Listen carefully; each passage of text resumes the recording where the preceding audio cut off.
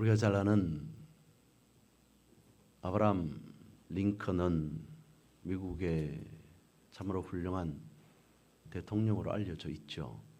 그런데 그도 여러 가지 많은 실패를 경험한 것으로도 또한 유명하기도 합니다. 그가 실패할 때마다 특이한 점 하나는 하나님의 말씀을 붙잡았다는 거죠. 특별히 로마서 8장 우리가 잘 아는 28절 말씀을 절교했던 것 같습니다. 하나님을 사랑하는 자, 곧 그 뜻대로 부르심을 입은 자들은 모든 것이 합력하여 선을 이루게 되어진다. 그가 고백합니다.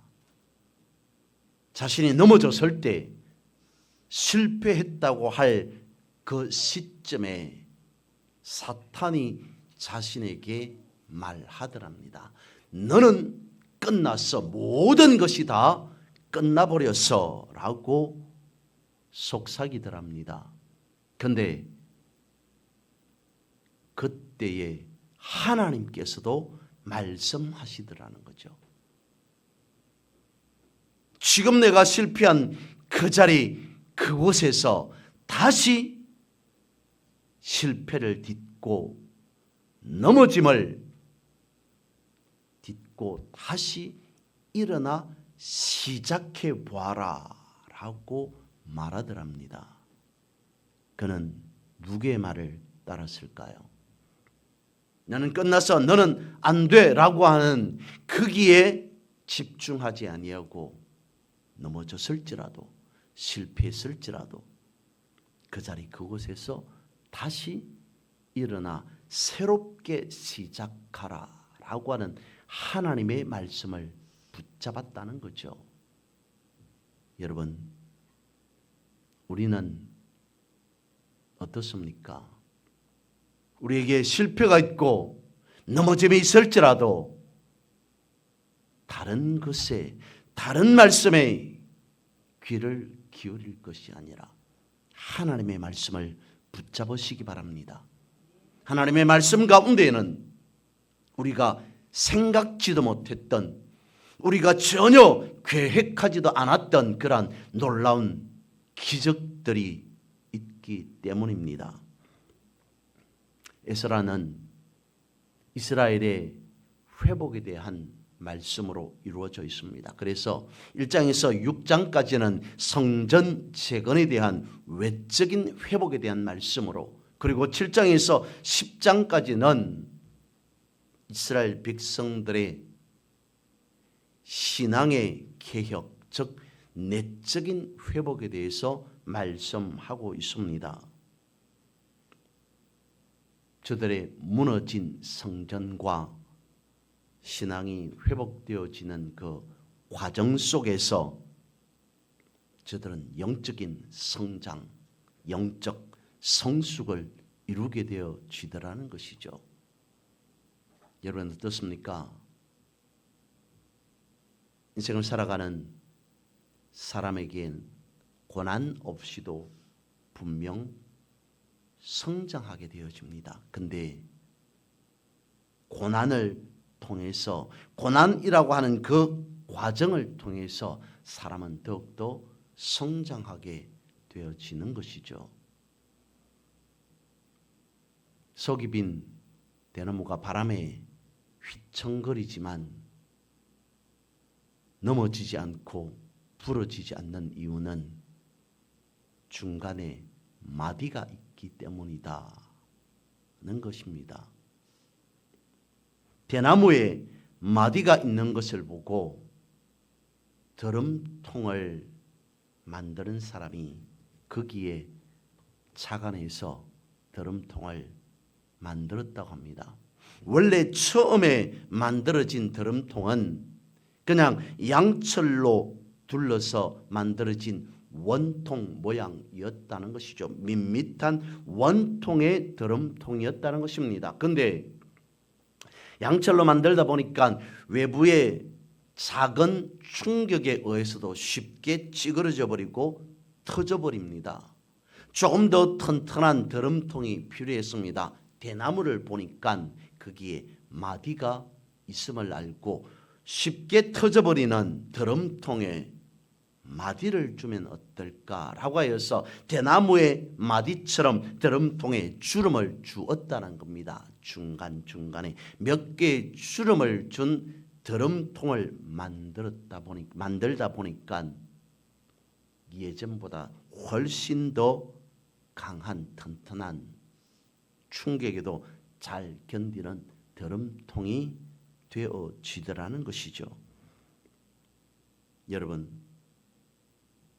사람이 고난을 겪게 되어지면 그 고난 때문에 인생의 주름이 생길 수밖에 없을 겁니다. 근데 그 주름이, 그 고난이 그 삶을 견고하게 만들어낸다는 것입니다. 시편 39편 19절은 말씀하고 있습니다. 의인은 고난이 많으나 여호와께서 그의 모든 고난에서 건지시는도다. 의인에게도 분명 고난은 있지만 모든 고난의 과정을 통하여서 그를 어떻게 해요? 하나님의 사람으로 만들어 간다는 것이죠. 오늘은 주어진 본문의 말씀을 가지고 영의 회복에 대한 말씀으로 살펴보고자 합니다. 그 첫 번째, 무너짐에 대해서 한번 생각해 봅니다. 기초가 튼튼하지 못한 집은 쉽게 무너질 수밖에 없습니다. 여러분, 우리의 신앙도 마찬가지입니다. 신앙의 기초가 견고하지 못하면 쉽게 무너질 수밖에 없습니다. 오늘 우리가 가지고 있는 본 에스라에서 말씀하고 있습니다. 예루살렘 성전이 무너졌다는 것은 이스라엘 백성들의 신앙이 무너졌다는 것입니다. 이스라엘이 바벨론에 의해서 처참하게 무너져 버렸습니다. 그런데 이것은 하나님께서 그렇게 하신 것도 아닙니다. 바벨론이 그렇게 한 것도 아니었습니다. 이스라엘 백성들, 저들 스스로 하나님을 덩치고 버리게 되어짐으로 무너졌다는 것이죠. 인생도 마찬가지입니다. 하나님께서는 우리를 올바른 길로 인도해 나아가게 하십니다. 그러면서 끊임없이 우리에게 올바른 신호를 보내주고 계십니다.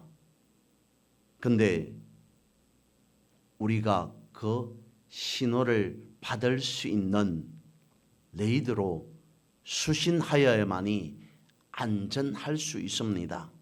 하나님께서 허락하시는 그 주파수대로 맞춰서 살아가야만이 평강의 삶을 살아갈 수 있습니다. 그런데 레이더가 망가져 있거나 하나님께서 우리에게 주시는 그 신호를 무시하게 되어지면 결국 무너질 수밖에 없다는 것이죠.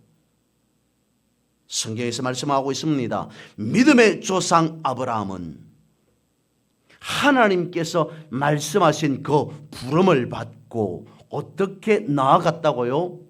갈 바를 알지 못하고 목적지가 어디인지조차 알지도 못하고 집을 나섰더라라고 성경 말씀하고 있습니다.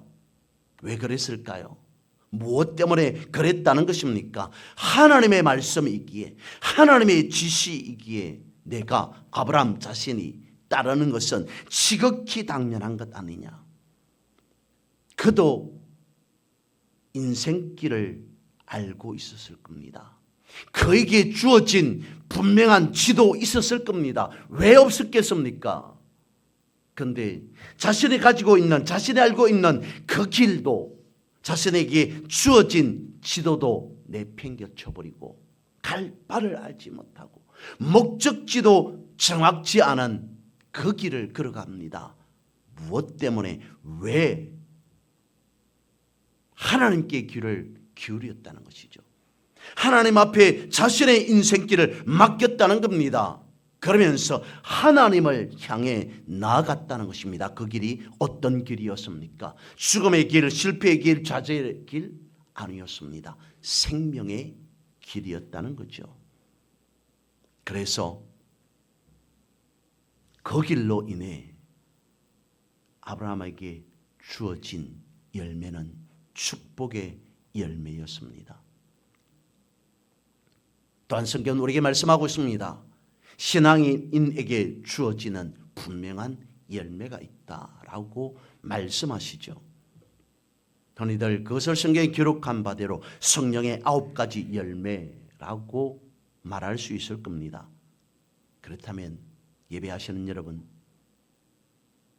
삶을 살아가시는 여러분들은 그 9가지 열매 가운데에서 몇 개의 열매를 맺으며 살아가고 계십니까?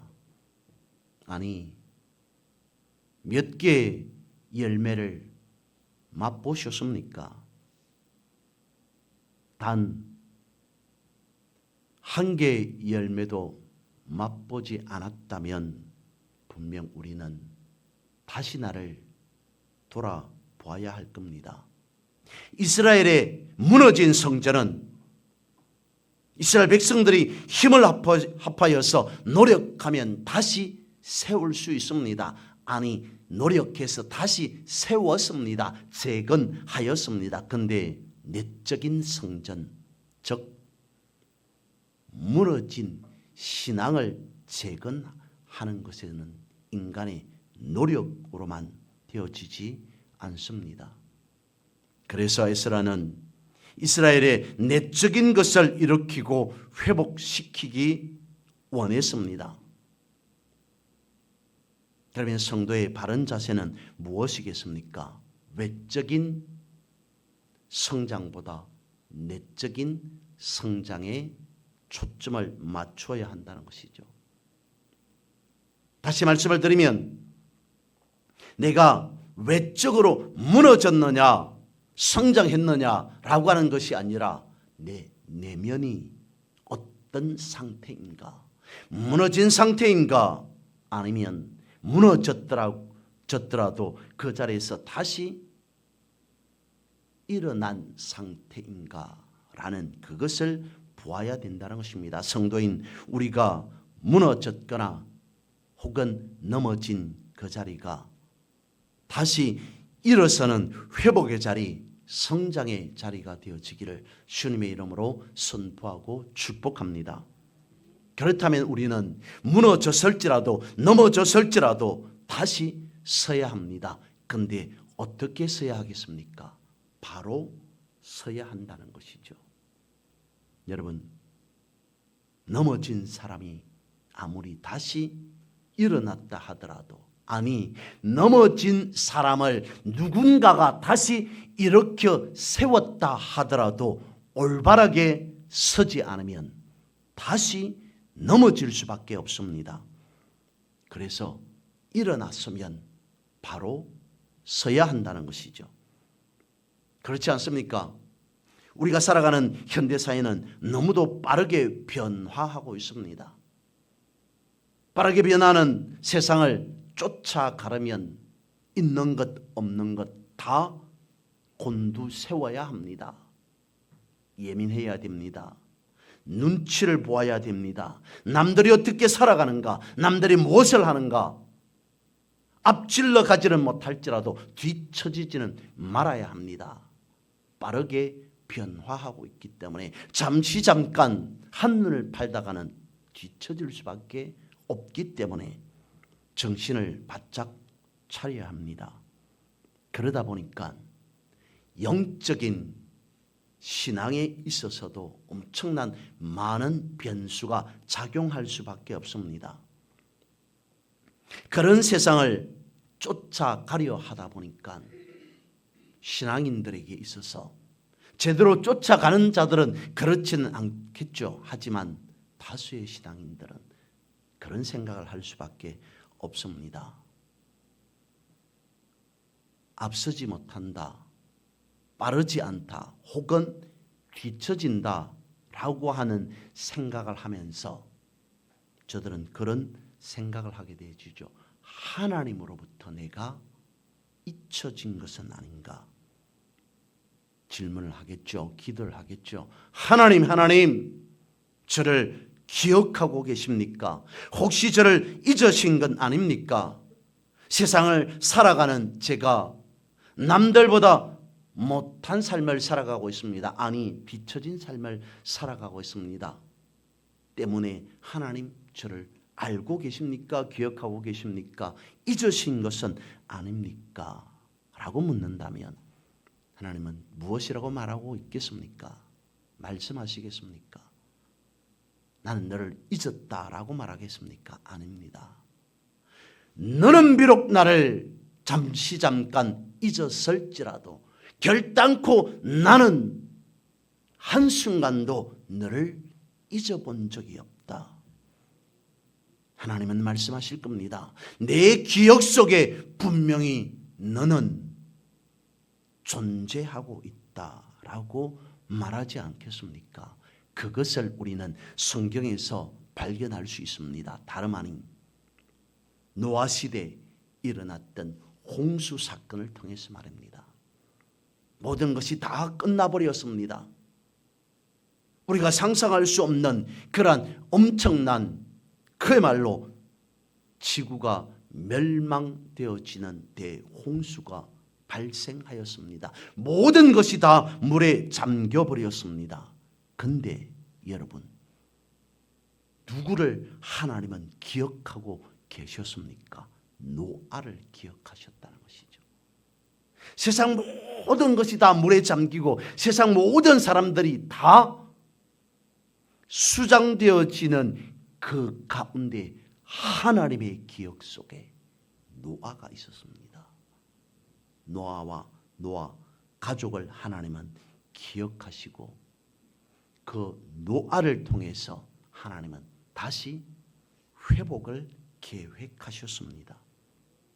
이것이 하나님의 성품이라는 것이죠. 그래서 우리는 이것을 기억하시고 구원하시는 하나님의 은혜를 삶 속에서 깨닫고 발견할 수 있어야 한다는 것입니다. 오래되었습니다. 칠레 광부들이 갱 속에 지하 가운데 갇혔던 사건이 있었습니다.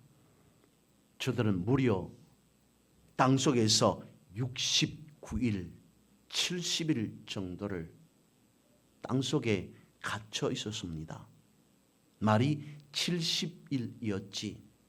저들에게 땅속에 갇힌 저들에게 하루하루는 어땠을까요?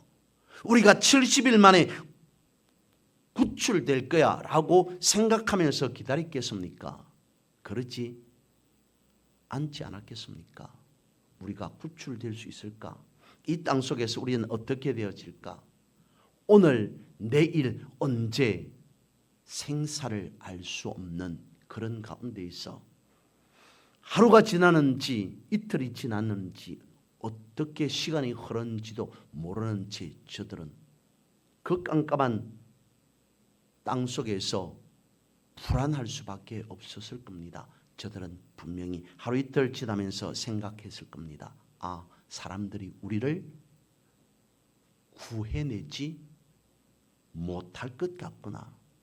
그러지 않았을까요?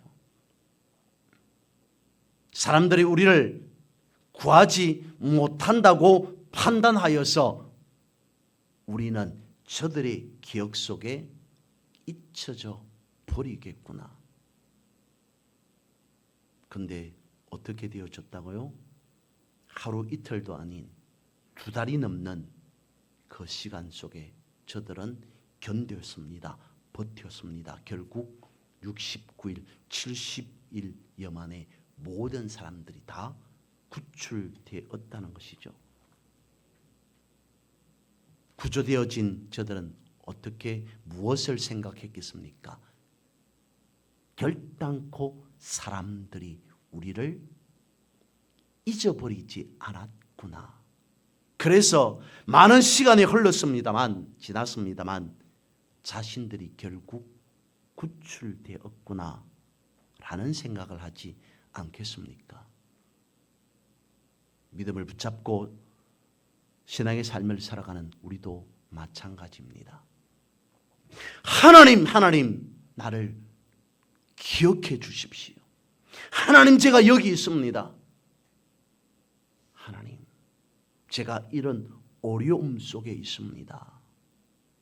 믿음의 끈을 붙잡고 말씀을 붙잡고 하나님을 붙잡고 살아갑니다 라는 표시로 하나님 앞에 기도합니다. 하나님 어려웠습니다. 절체절명의 순간과도 내가 생각할 때 그런 지경이었습니다. 상황이었습니다. 하나님 앞에 그야말로 납작 엎드려서 기도합니다.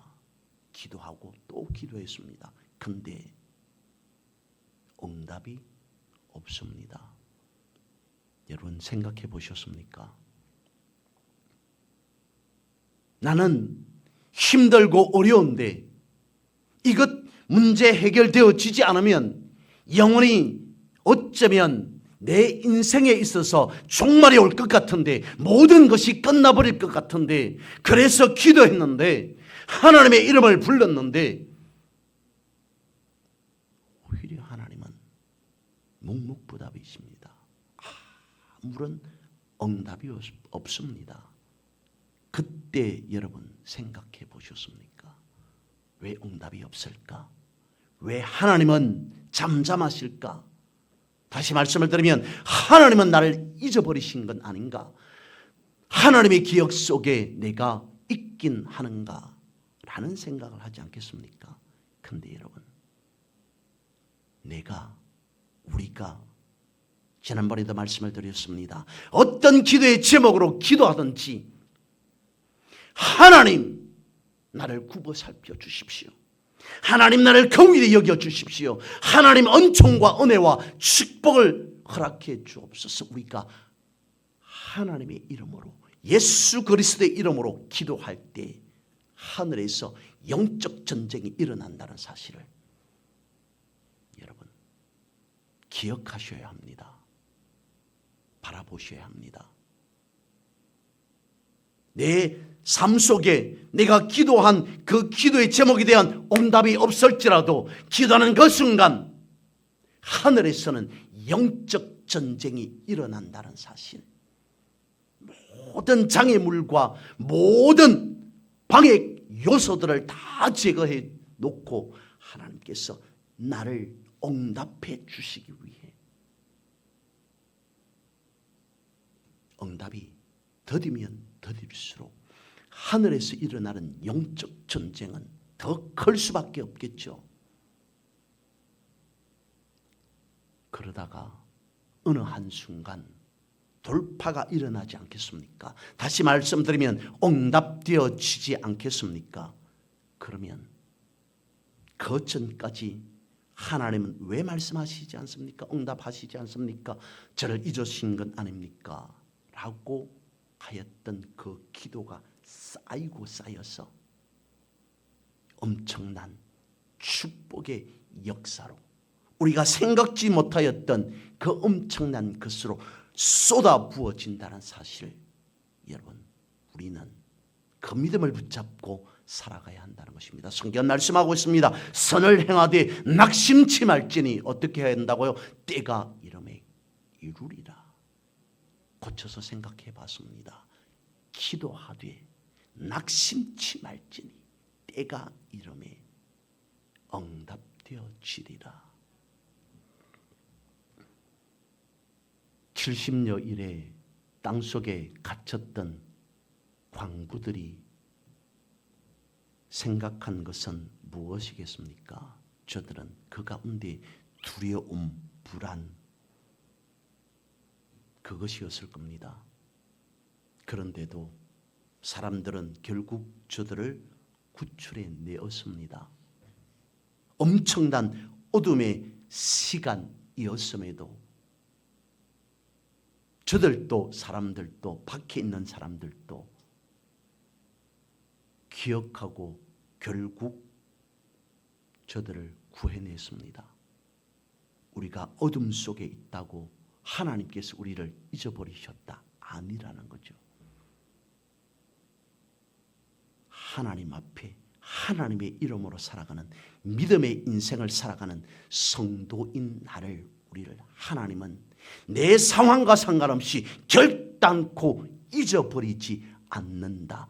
기억하신다는 것입니다. 기억하신다는 것은 단순히 기억하고만 계신다는 것이 아니라 우리를 구원해내기 위한 하나님의 선하신 뜻, 하나님의 엄청난 비밀한 내밀한 계획을 가지고 계신다라고 하는 그것을 말씀하고 있습니다. 그래서 하나님의 뜻 가운데에서 완벽한 그 계획을 하나님은 이루고 만다는 것이죠. 그러면 어둠 속에 불안 가운데 고난 가운데 있는 우리들은 어떻게 해야 됩니까?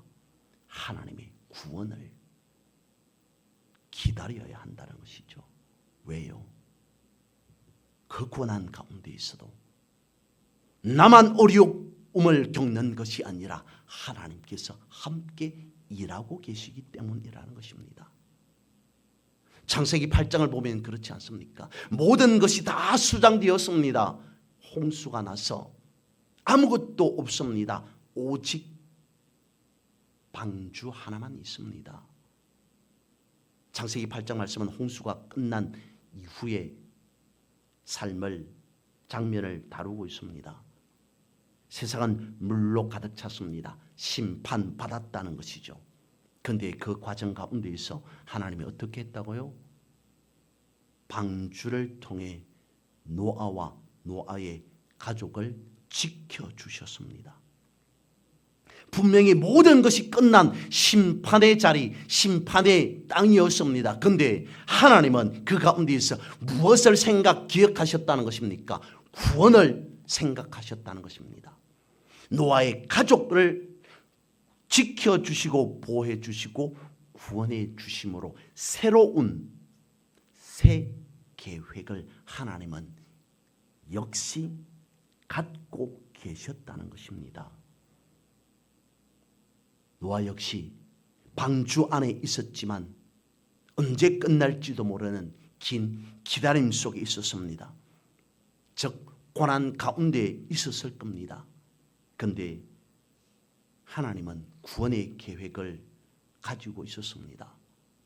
그렇다면 오늘 우리가 잊지 말아야 할 것은 무엇이겠습니까?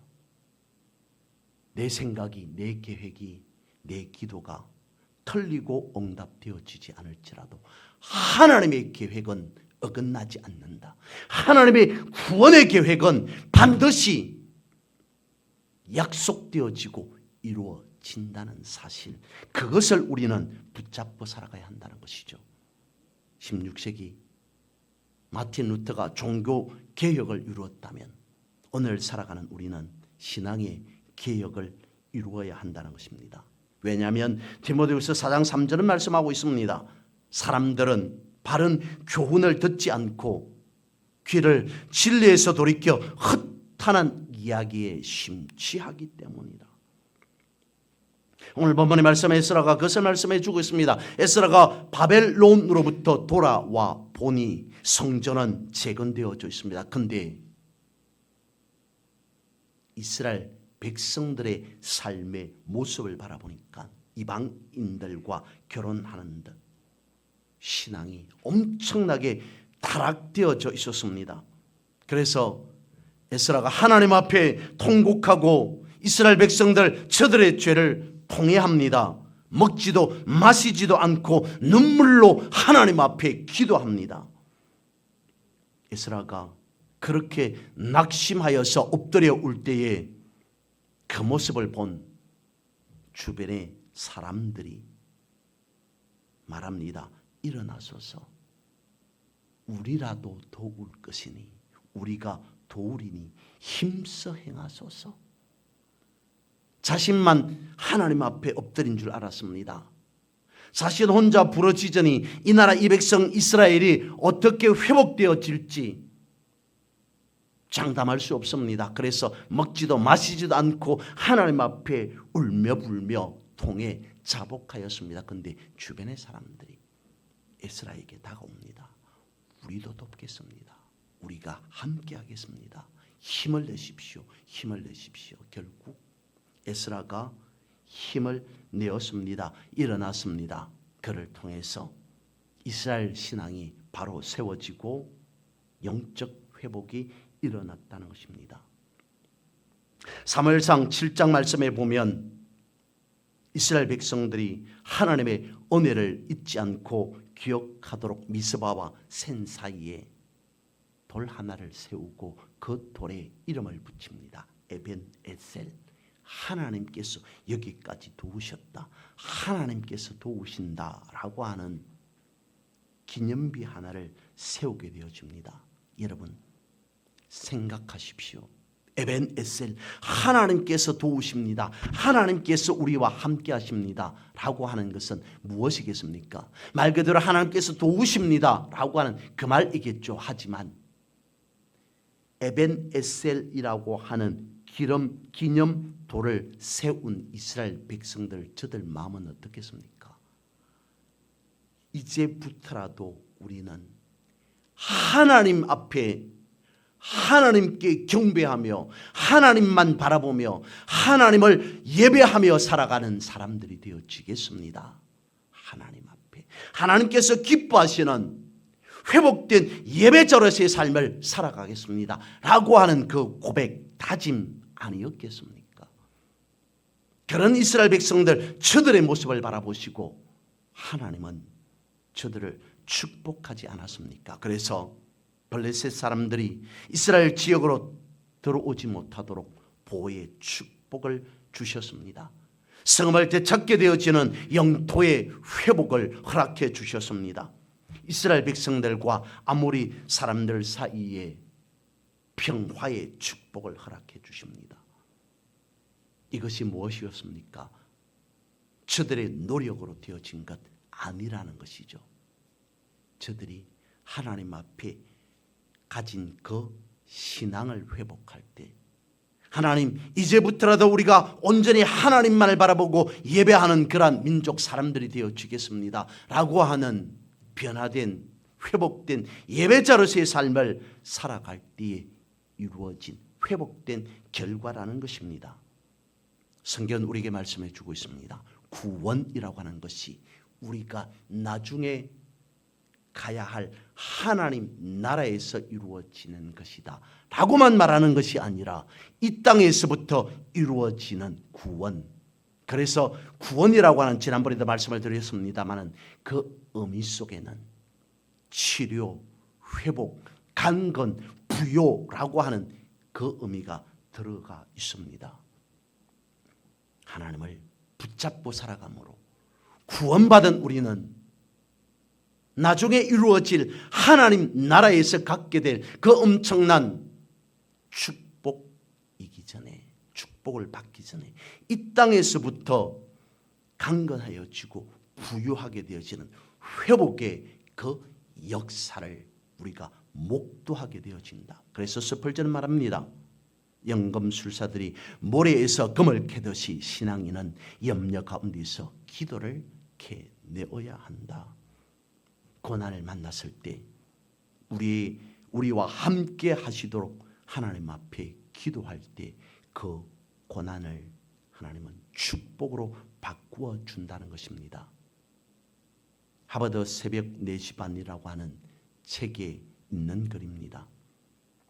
모든 사람들에게 똑같이 주어진 24시간, 그 시간을 어떻게 쓰느냐에 따라서 인생의 향방이 달라진다는 것입니다. 그렇게 이야기하고 있습니다.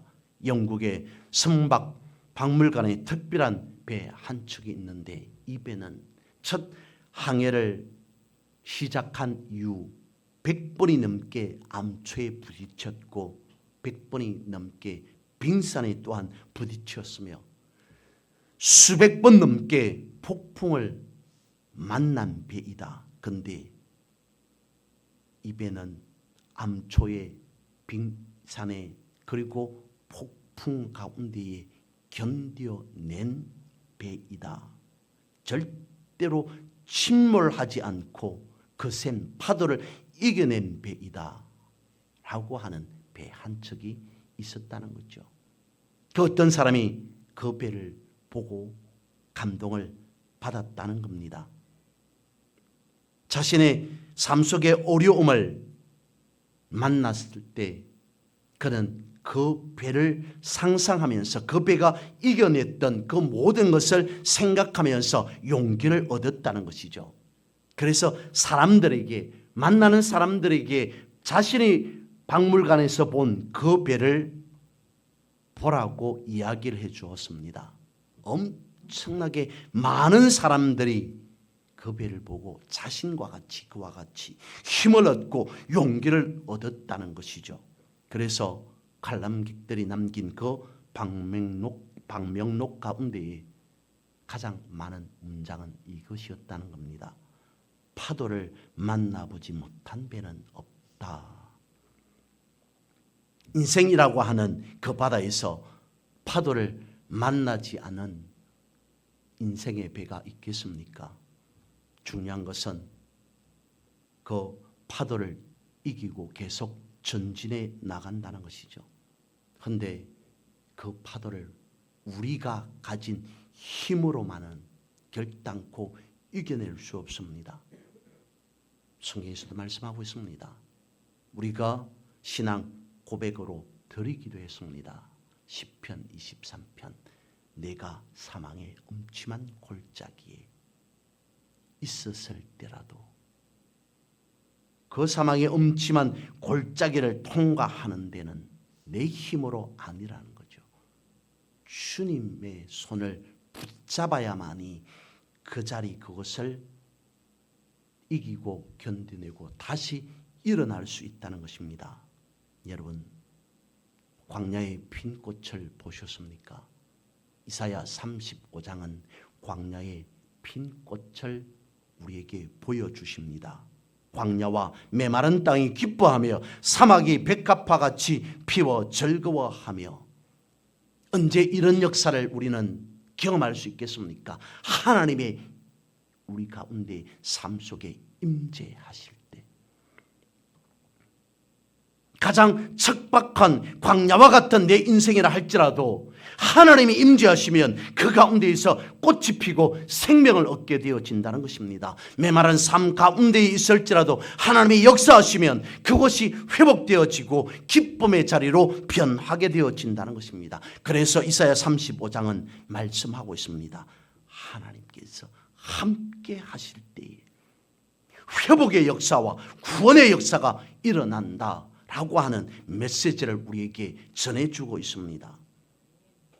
그러면서 우리가 알듯이 이사야는 예수 그리스도 메시아에 대한 약속을 말씀하고 있습니다. 회복된 하나님의 나라를 예언하였다는 것이죠. 고통과 절망 가운데 있는 사람들에게 메시아에 대한 예언을 함으로 저들을 위로하고 소망을 가져서 우리가 회복되어지는구나, 하나님께서 우리를 회복시키시는구나 라고 하는 것을 믿고 살아가게 했다는 것입니다.